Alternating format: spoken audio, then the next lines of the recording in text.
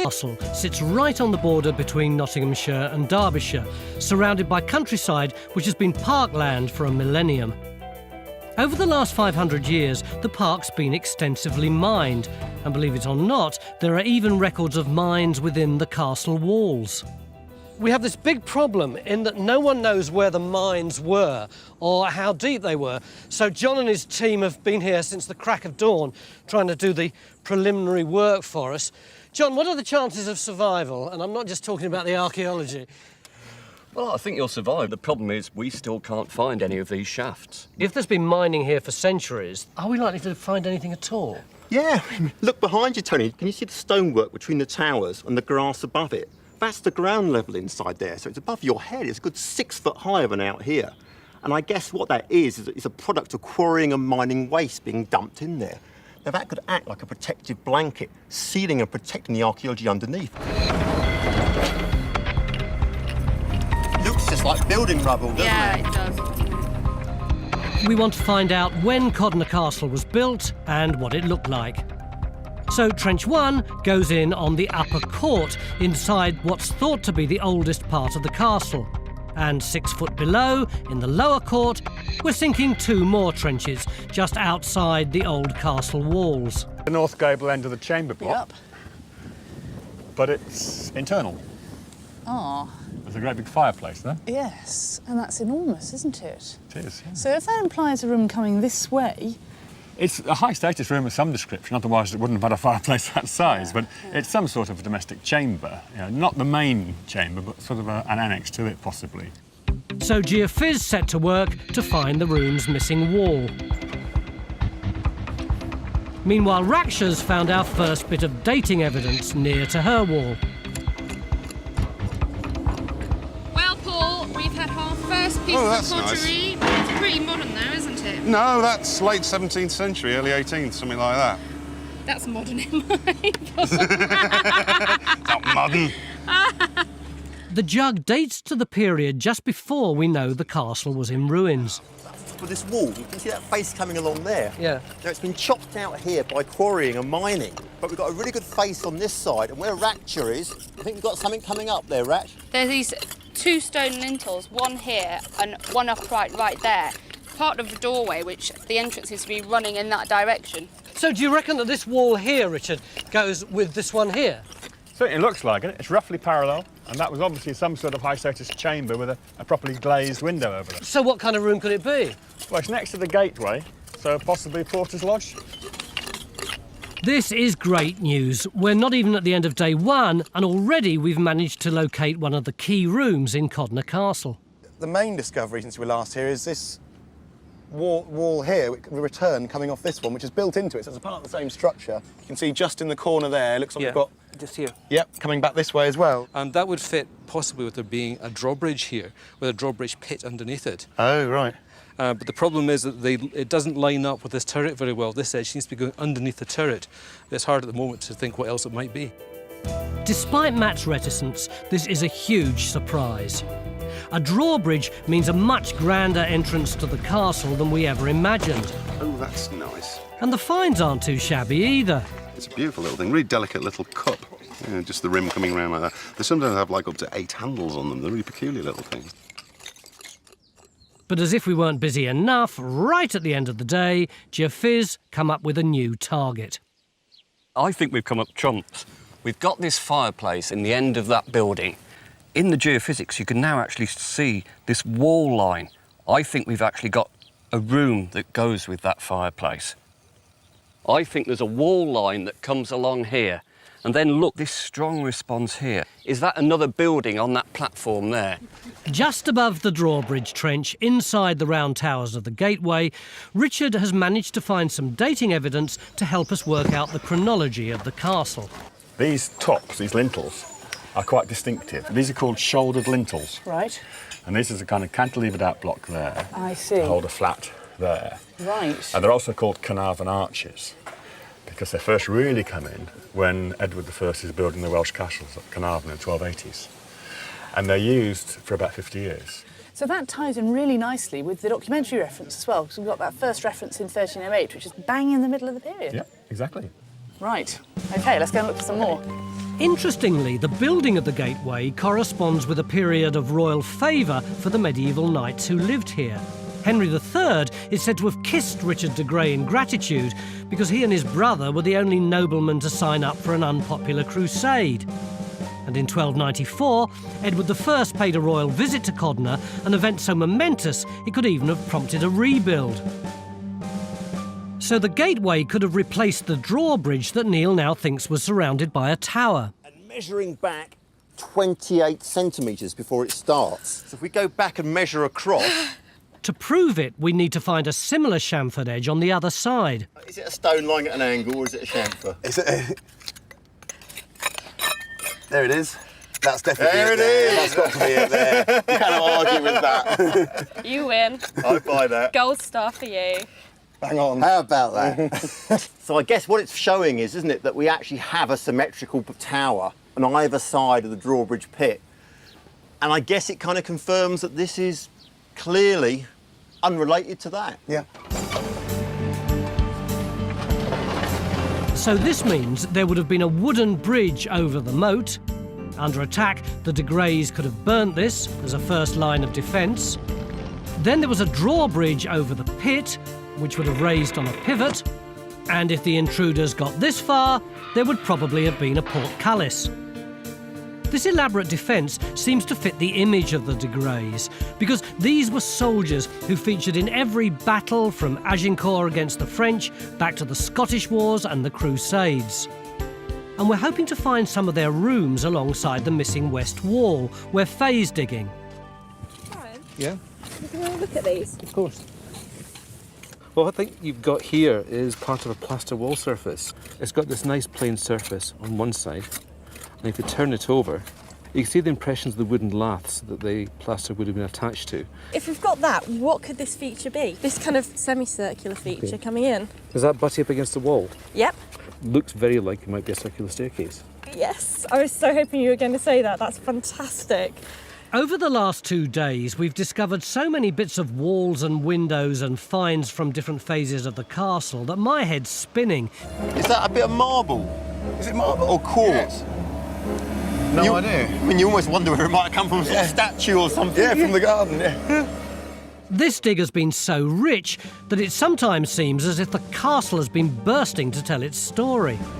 With such a vast amount of material coming out of the moat, it's important that we search the spoil heap thoroughly. And this is why. Why is your hand shaking? Gold coin, gold hammered coin. Look at that hand. Come here, look at that. I can't hold it still, I'm afraid. And given how soft gold is and how big this is, that is absolutely quite incredible. Over the last 3 days, we found more than we bargained for, and Faye's west wall is no different. OK, so does that kind of line up with the... well, just about, doesn't it? It's pretty much in line with that lower court wall. But the most impressive bit is this block of masonry which comes all the way around here and is sweeping round like that. So it's actually a round tower that's been stuck on to the curtain wall. And you can see, look at the foundations. They're going down and down and down. It's massive this way. It's massive down that way. Inside our round tower, we've got loads and loads of burning. And originally, we thought this was kitchen. But the thing that really made us change our mind was this feature over here, which appears to be a fireplace. You can actually see that it's later because it's got all those bricks in it. You know, it's 6.5 metres wide and it's 3 metres deep. Coming further back up, we see here now we've got the abutment on the other side of the moat. You know, really well-built, mortared wall. And so coming up here, you know, you get a really good perspective of just how impressive that tower is. And goodness knows, what's it standing? 7, 8 foot high? You know, just think none of that was visible yesterday. So this is how Henry de Grey and Isolde, his wife, would have entered their castle in the 13th century. Across the moat, over a grand drawbridge, past the porter's lodge and into the Great Hall. But in the early 14th century, the castle was rebuilt with towers and turrets on the perimeter walls. In the 15th century, they extended into the lower court. But it was the Zouches in the 16th century whose extravagant plans bankrupted the estate and left the castle a ruin. Join a thriving worldwide community of Time Team fans on Patreon. Our new target is to reach 15,000 worldwide supporters on Patreon by the end of 2025. This will enable us to continue expanding the Time Team world with more digs and greater access than ever before. See this? That is 10 Roman coins. If I found these all together in the ground, they'd officially constitute an archaeological hoard. So imagine finding this many coins. 55,000 to be precise. This is the single largest site we've ever attempted to investigate. And as usual, in Trestiebus, nobis cognoscendum est.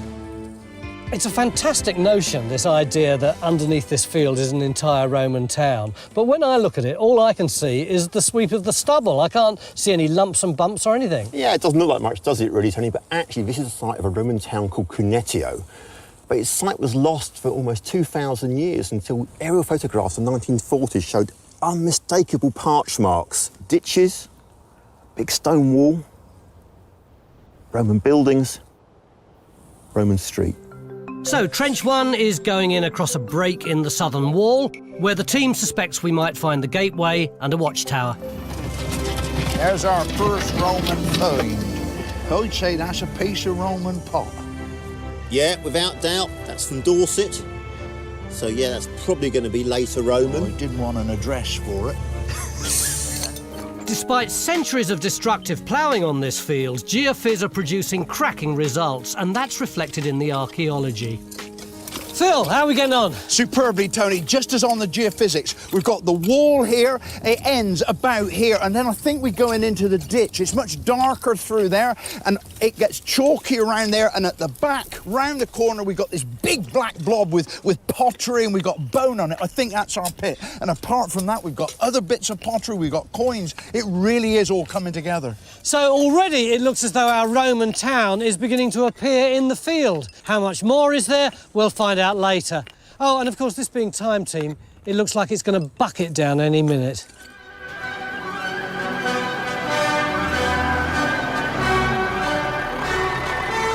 John, what is that contraption? This is Jimmy in the future.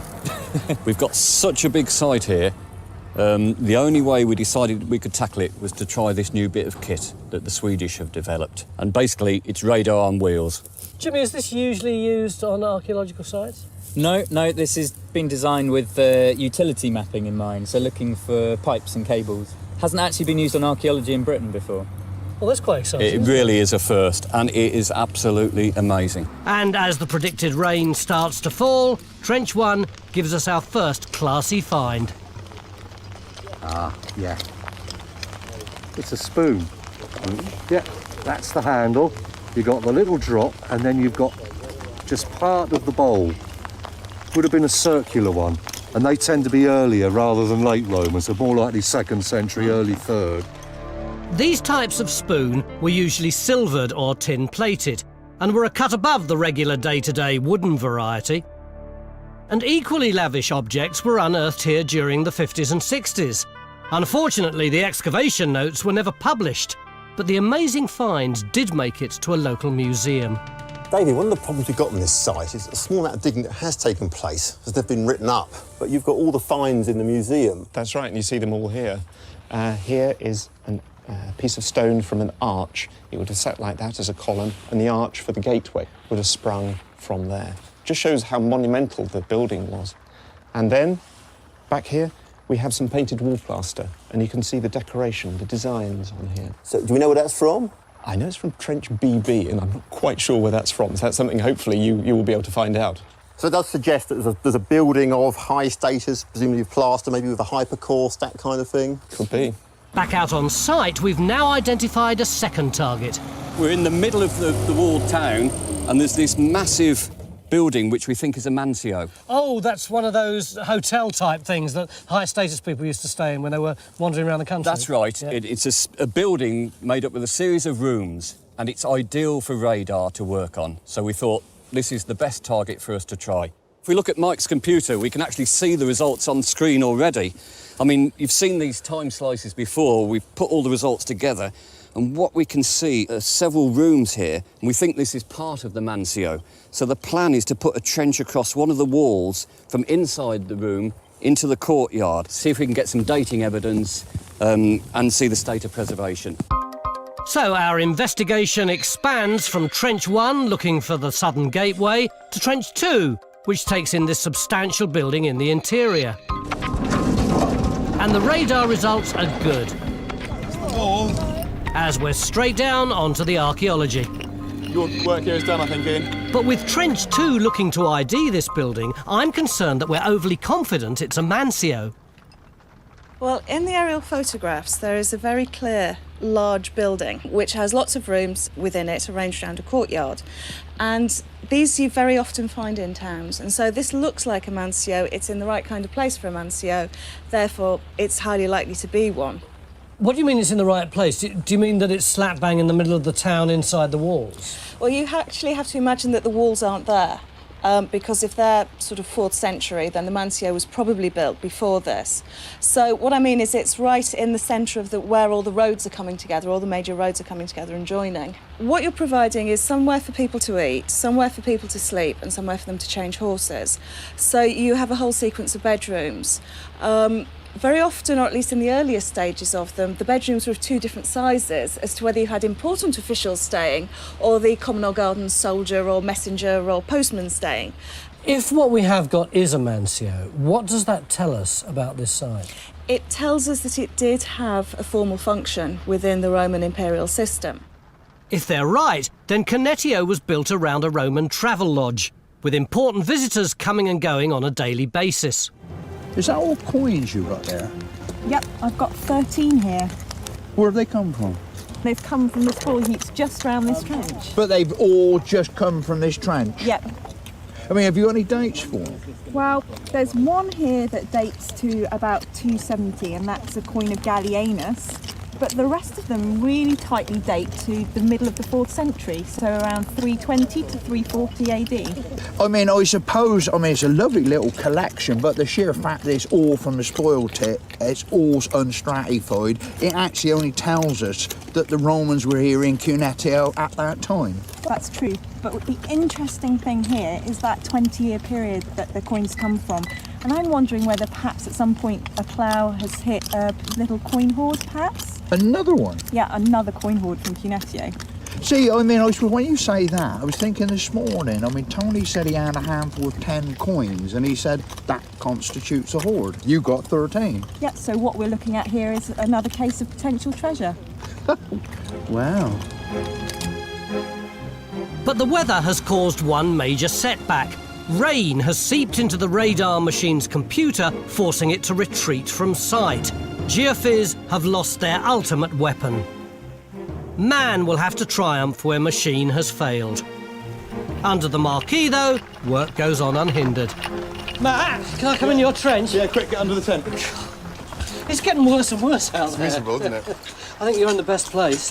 This is where we thought there might be a Mancio, isn't it? Yeah, and I'm pretty sure we've got it. Over here we've got this lovely packed chalk surface. In the middle, we're just starting to get the stones of this wall coming up, and that goes straight down this way, behind me there.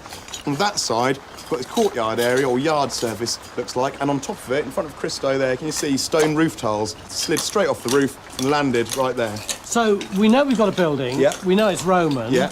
But we don't know it's a Mancio, do we? True, but this fits in perfectly with the geophysics, so I'm pretty sure that we've got it. So you're happy to continue? Oh yeah, I'm well up for it. I'm not surprised. You're the only dry people on the site. We've clearly got a massive building here, and the problem is there's just so much going on. Unpicking it is just so difficult. But unpick it we must, so we put another trench in on the strongest anomalies in the building. A Mancio would likely have had both a bathhouse and heated rooms. So if we can find them, then we've as good as got our ID. Back over in Trench 1, Phil's confident he's finally found the gateway. What I've got here is the butt end of the wall that John got on his geophysics. You can see here these flints set into the mortar, where the flints that way are just in loose soil. The geophys team, still without their speedy radar on wheels, are putting in the miles and getting the acres done. That should line up with those defences. And their survey is gradually adding key features to the rich tapestry of our 3D map. But 20 metres away, on the other side of the Roman courtyard, Matt has at last pinned a date to the Mancio. You know, Matt, the thing about this trench was it had a great plan, didn't it? And it absolutely matched the geophysics like a dream.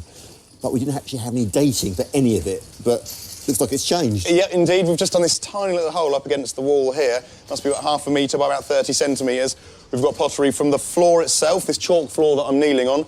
We've got pottery from the kind of layer below the chalk floor, and there's another layer below that, and there's pottery coming out of that as well, so there's plenty to choose from. Well, just a quick inspection, the immediate thing is it's not late Roman. You know, Samian ware is always classically sort of 1st and 2nd century AD. That looks like to be 2nd century. So it does suggest that these floors are being laid around about the 2nd century AD, but there's absolutely no late Roman pottery at all, and nor is there any sort of later floor levels. But it sort of suggests, doesn't it, that this building was built around the 2nd century AD, but perhaps by the time that the stone walls were going up and the fancy house in the far corner was being built, this could be out of use. Yeah, pretty sure it was. So before huge walls dominated Canetio, the heart of the town was a mancio with its many bedrooms, stables and bustling kitchen, providing an important staging post on the imperial highway to the west. It was somewhere on the road heading south from that mancio that the massive coin hoard was buried, and Matt seems to be a step closer to finding its location. Philippa, this has just come out Wow. of the ground down there. It was just in the subsoil, kind of churned up, kind of leaning up against the structure here. Well, it's the earliest coin that we found in the past 3 days, definitely. Oh. It's an ass, and it's the Emperor Nero. So what date is that? That's 64 to 68 AD. It's pretty precise. So what we've got here is this oval coming round like that, set into this chalk structure. You can see the chalk blocks coming around there, and it looks to kind of be coming to a point round there. I must admit, looking at the shape, the way it's emerging, Neil, oven is what springs to mind. You've got potentially then a sort of oven set inside a building, domestic occupation, and probably earlier rather than later. I would have thought so, Neil, up here, yeah. So yeah, we're in someone's kitchen. As Phil heads underground, my questions are on the money. Do you reckon these were buried in panic? It's a possibility, and that's the traditional interpretation of Roman coin hoards, that they were buried in a time of unrest and then the people would come back and collect them when things had calmed down. Do you believe that? Well, it's a possibility, but I think there are lots of other reasons why coin hoards might have been buried. Like what? Who might have access to this kind of money? Well, I don't think it's going to be one individual, but money lenders maybe would get this sort of number of coins. Or we could look at this as being a sort of community collection, and that it's been buried for a religious reason and that they've come together to give this all to the gods. Well, we reckon that's about it. So,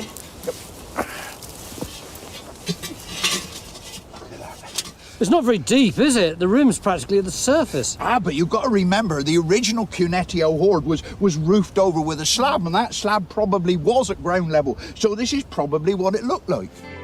What are you excavating right there now? Well, we've got these layers of demolition that come off either side, so the idea is to put a slot down through these, thinking that, you know, there was a chance that they were going to be covering intact floors. But unfortunately, it looks like this is actually build-up, and the floors would have been higher, so we've lost them. So it's certainly a very high status building, but we're not going to be able to tell just from this one trench. No, unfortunately not. The dating evidence for this substantial building points to activity in the 3rd and 4th centuries, the same date as the stone walls, so it's likely to have played an administrative role over the late town. We've had some really fascinating archaeology from all over the site. We've got the Mancio, we've got the big high-status building that Stuart identified, we've got the building where the hoard originally came from, but we keep being drawn back to this trench for one very good reason. This wall. It's huge, isn't it, Mark? It's monumental. We knew it was big, but to actually now see it exposed is incredible. I mean, you've got the front face there. Just here? Yeah. The rear face is here, And then we've got another big foundation beyond that, probably for a gatehouse. I mean, it's absolutely astonishing. But when this gatehouse was at its apogee, Yeah. what would it have looked like? Well, let's go and stand up where we would have been in the middle of the gate. So we're roughly now standing in the middle of the road. You've got a gate that's at least 5 to 6 metres wide. Then you're going to have a great single arch coming up 4 to 5 metres high. The wall itself's going to be 6 to 8 metres high. We've got the block behind us telling us there's a kind of tower structure, so there's probably another story above that. It's very impressive. When you first pick one of these things up, it seems pretty light, but the more you hold it, the more you can feel its weight in your biceps and, for me, in the small of my back. And yet you guys have been going up and down this field non-stop for 3 days. Yeah, well, you've just walked about 20 metres. Yeah. If you kept going for another 55 kilometres in total, you'd have walked what the team have walked in the past 3 days. I mean, they've collected just short of 500,000 data points and surveyed 27 acres of ground. I mean, it's the biggest survey we've ever done on Time Team. And the result has been an entire Roman town. Is there anything about it that surprised you or you didn't expect? There's just so much going on, it's unbelievable. You know, there's the enclosure ditches, the defences, the trackways, the fields, the paddocks, the buildings, a complete plan. And it's coming right through the field. And we've not actually found a limit to the archaeology. It's quite brilliant. You've actually got 400 years of history on one piece of paper. So our findings suggest that Cannetio began in the 1st century as the Roman army drove a road west. A small settlement grew around a major crossroads, and early in the 2nd century, a mansio developed to cater to passing travellers. Attempts to formalise the town resulted in a gridded street plan, but all that was done away with in the 4th century when town planners slapped down huge walls and cleared the interior, administering the town from the big villa in the corner. All a far cry from the field today. Phil, why do you reckon Cannetio eventually disappeared under the ground, whereas other Roman towns like Cirencester survived? Well, the way I see it, Tony, probably in the early Romano-British period, you had a perfectly peaceable, prosperous little community thriving here. Everybody going about their local business, minding their own business and getting on perfectly well. And then in the later Roman period, you have the might of bureaucratic, administrative Rome coming here and building this whacking great wall, bringing in their taxation, their administration and all those nasty things. And I reckon that killed the local community. They cluttered off. And then, of course, when the Romans went away, well, the locals didn't want to come back, did they? If you'd like to see more episodes like this, you can make it happen. Our new target is to reach 15,000 worldwide supporters on Patreon by the end of 2025. This will enable us to continue expanding the Time Team world. Enjoy front row seats for the greatest show on Earth and under it.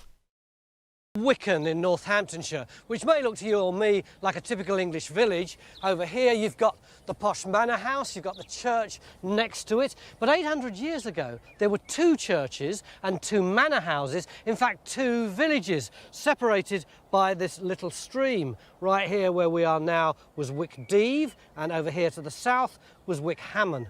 Naturally, the current residents of Wicken are keen to find out why there were 2 villages here in the Middle Ages, and they also want to know what happened to the church and the other bits and pieces of Wick Hammon that have long since gone. They also want to know which was here first. But understandably, they're very keen to establish who's got the oldest bit of the village in their back garden.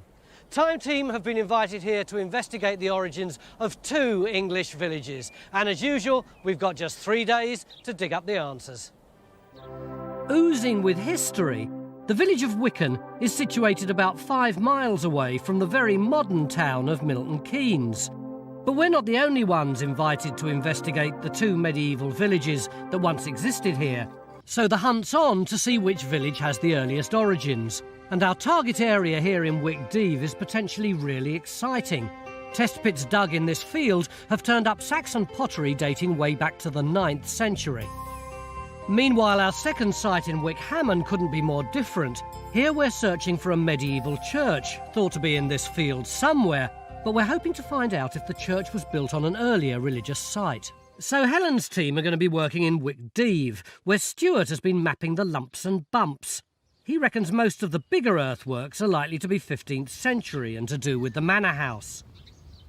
But can he see any trace of anything that could be earlier? What is interesting about the earthworks, if you filter off all the obvious stuff, there is kind of a background noise of subtle earthworks. Show me a subtle earthwork. Right. Mission impossible, that, isn't it? This is a game I've played with Stuart before. The ground rises up very slightly. Is it just here? That's it, yeah, it's just right. Slight earthworks are very difficult to see, but as usual, he's got ideas on where we should dig. My feeling is, if we're looking for background noise that's pre-manor, then we ought to be looking in this corner. But this is the same area that you've got the early potteries down in this corner, isn't it? It does seem that all the evidence is coming together and So I pointing at this corner. reckon we want an area down in that corner, don't we? So our first trench in search of the origins of Wickdeeve is going in over one of Stuart's subtle earthworks, and in an area that's also turned up Saxon pottery. Over at Wickhammon, Sam wants to get on with finding the village's missing church, a building that was pulled down in the 17th century.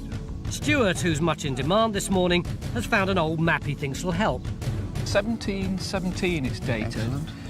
There's the village, is there, and you can see this little parcel in there, which is quite difficult to read at that scale. But if you blow it up, look what it says, the old churchyard, which I think might be a bit of a clue. Yeah, might be, might be, yeah. And it also shows a building just there, which I'm confident is that barn behind us. Oh yes, that looks appropriate. So this map doesn't show the church at all, but it does give us the area of the churchyard, which is actually over there under where that crop is. So it's in here somewhere, but where exactly?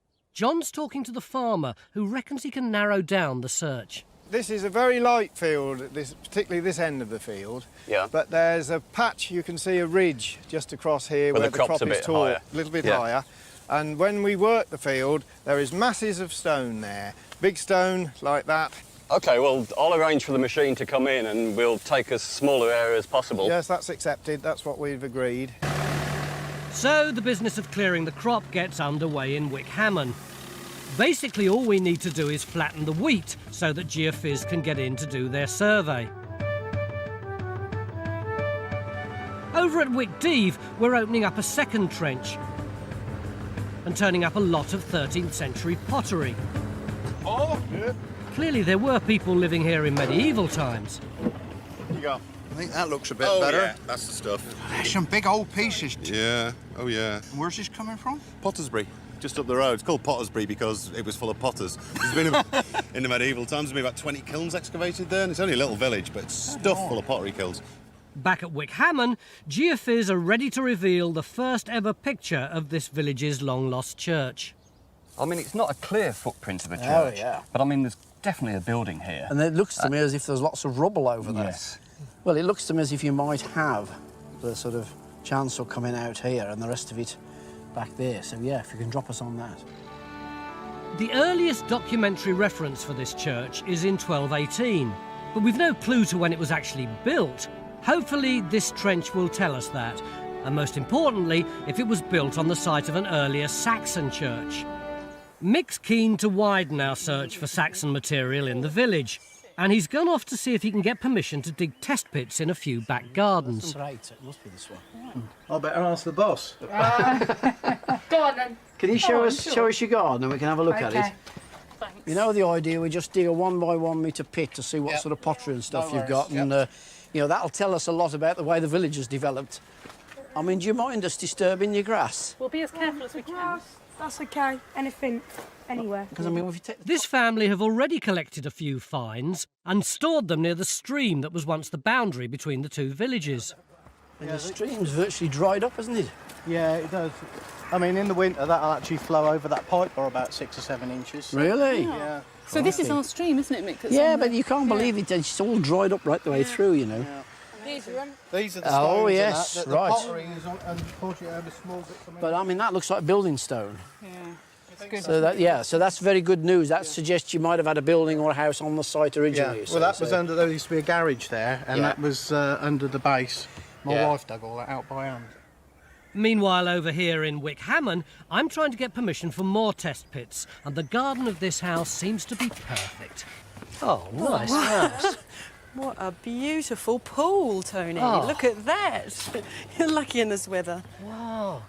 It goes on for miles. It just keeps on going, even in that direction. On and on and on.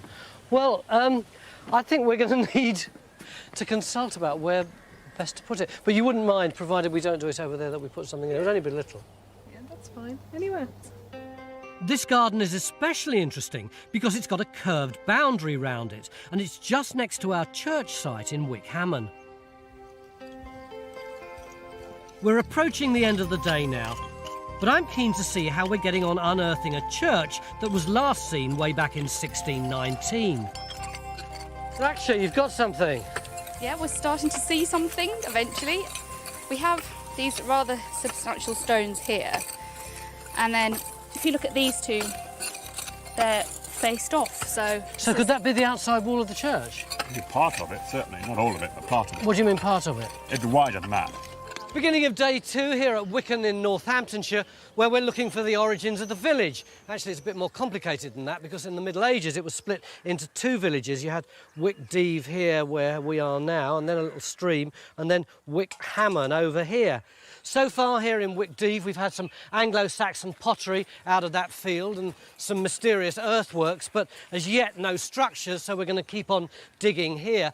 But the most exciting part of the day for me is that we're adopting a test pit strategy, which means we're going to dig lots of little holes all over the village. And in order to do that, we've recruited an army of volunteers who Mick and Richard are now briefing. We're putting in test pits in both Wickdeeve and Wickhammon. Don't assume, because it doesn't look interesting, that it isn't. You know, if any doubts at all, keep it. The worry is that they might not recognise Saxon pottery. It basically looks like dog biscuits, but terribly important. You know.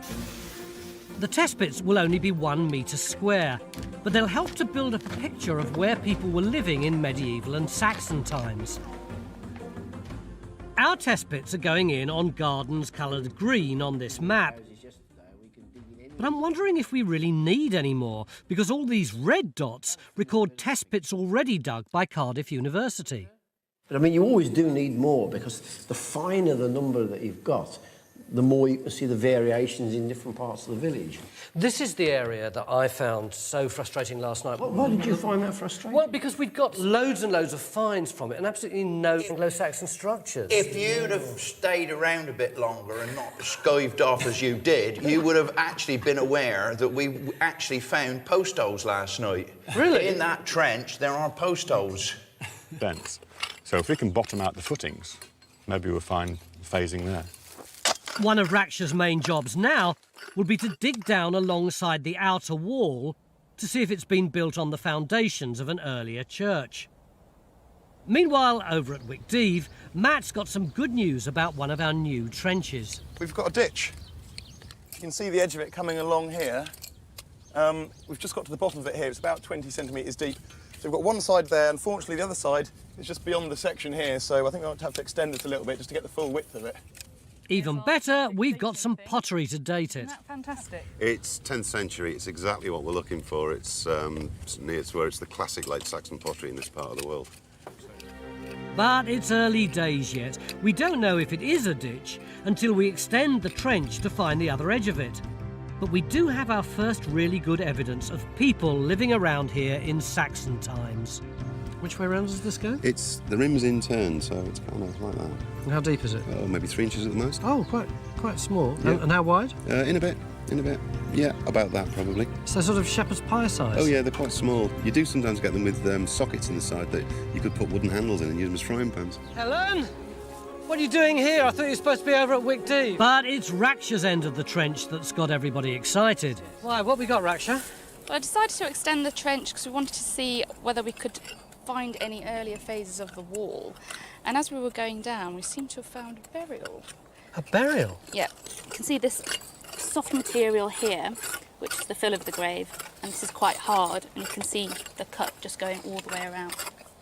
We found some ribs popping up here. There's a bit of a clavicle, which is this bone just here. But the really interesting thing about it is that it's north-south aligned. And it's underneath that wall there? Yeah, it's underneath the wall. So it's earlier than the wall. When do we think the wall is? Well, we think that this church complex is about 13th century.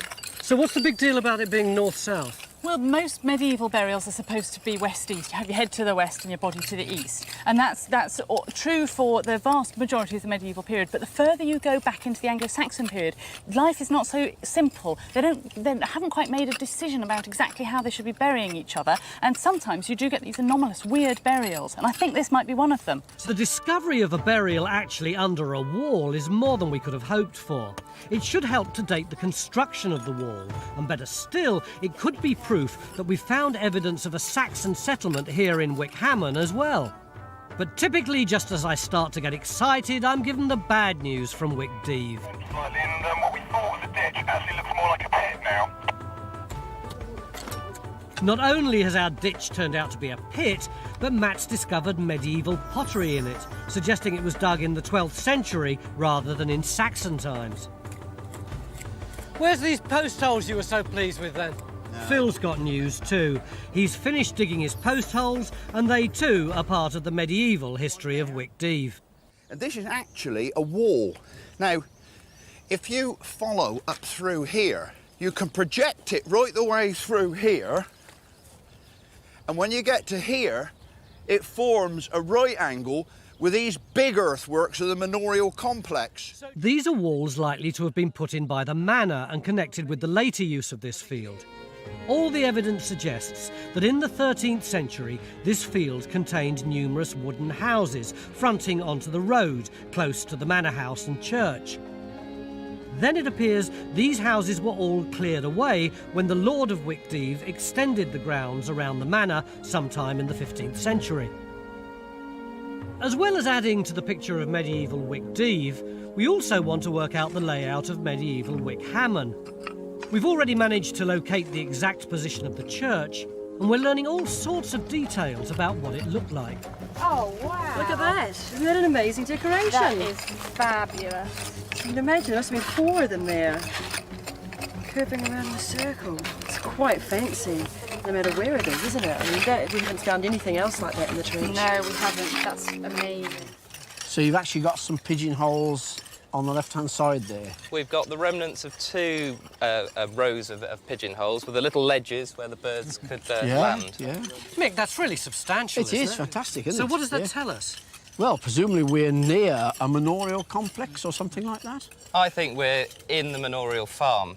Right. Lords have a monopoly on the keeping of doves and the brewing of ale. Yeah. So we're very much close to the Lord here, I think. But do you think this is the manorial complex itself? Because I mean, I've been looking at the layout of the village and the boundaries around it. The dovecot is over here, and the church is over here. They seem quite a long way apart for this to be within the manorial enclosure. After analysing all the maps, Stuart reckons this curving boundary is a clue that the manor house was situated here. This would make sense, as it would put the manor house and the church close together as they are in Wickdeave. It's possible that the dovecot and the brew house were kept separate as a kind of little industrial unit. This is the first time anyone's ever been able to picture the 2 manors of Wickhammon and Wickdeave together. With the day almost over, there's just time to water the trenches and the archaeologists, while Mick and I check the progress in our test pits. How you getting on with the test pits, mate? Yeah, pretty good. I've been round them all now, and most of them are producing medieval pottery.